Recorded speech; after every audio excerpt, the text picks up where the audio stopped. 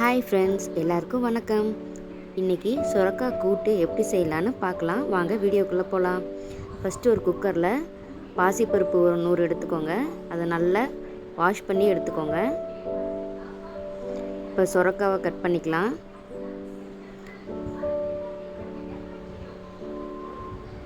சுரக்காவை first நல்லா தோல் சீவி எடுத்துக்கிட்டு சின்ன சின்ன பீஸாக நம்ம கட் பண்ணிக்கலாம். நான் ரொம்ப மெல்லிஸாக கட் பண்ணிக்கிட்டேன். ரொம்ப சின்ன சின்ன பீஸ் போட்டுக்கிட்டேன்.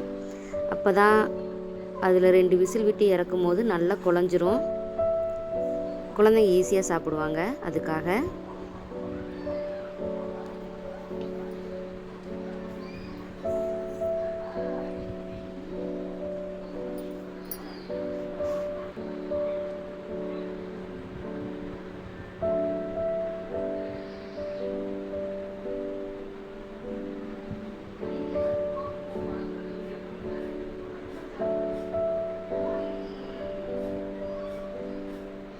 பாருங்கள், நான் ரொம்ப மெல்லிஸாக போட்டுக்கிட்டேன். ரொம்ப குட்டி குட்டி பீஸாக போட்டுக்கிட்டேன்.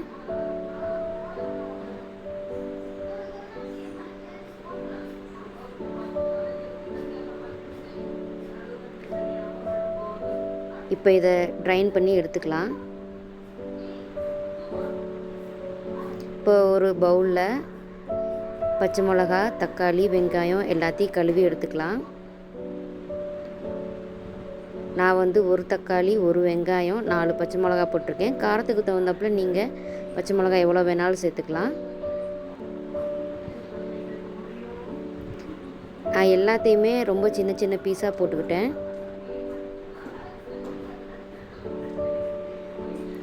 மிளகாய் போடும்போது மட்டும் கவனமாக போடுங்க.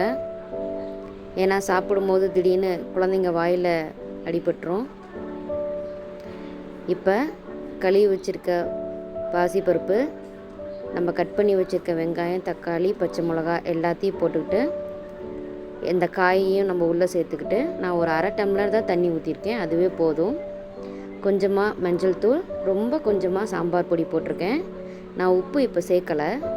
நான் இது எல்லாத்தையும் ஒன்றா கலந்துட்டு, எப்பயுமே விசில் போடும்போது நான் கேஸ்கெட்டை நல்லா கழுவிட்டு, மூடியையும் நல்லா கழுவிட்டு அப்புறமா தான் விசில் போடுவேன். இப்போ அடுப்பை ஆன் பண்ணிக்கலாம்.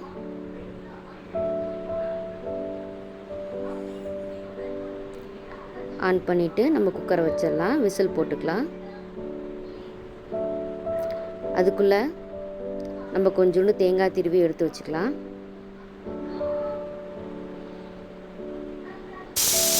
இப்போ விசில் வந்துடுச்சு. நான் ஒரு 5 விசில் போல் விட்டுக்கிட்டேன். நல்லா குழஞ்சிருச்சு.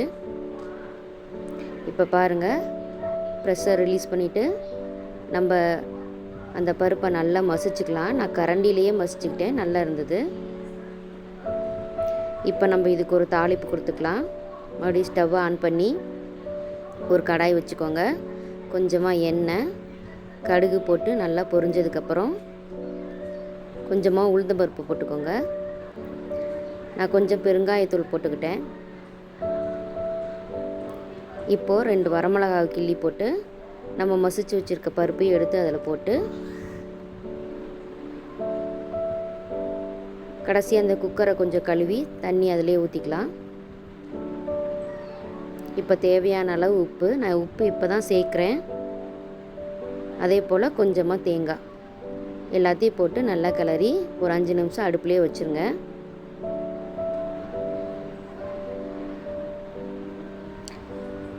இப்போ கூட்டு நல்லா கொதிக்க ஆரம்பிச்சிருச்சு.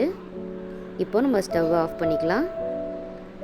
இப்போ நல்லா சுட சுட சாதத்துக்கு இந்த பருப்பையும் போட்டு நீங்கள் கொஞ்சமாக நெய் ஊற்றி ஒரு ஊறுகாய் வச்சு சாப்பிட்டாலே நல்லா சூப்பராக இருக்கும். நீங்கள் இதை வீட்டில் ட்ரை பண்ணி பார்த்துட்டு எனக்கு கமெண்ட் பண்ணுங்கள். பாய்.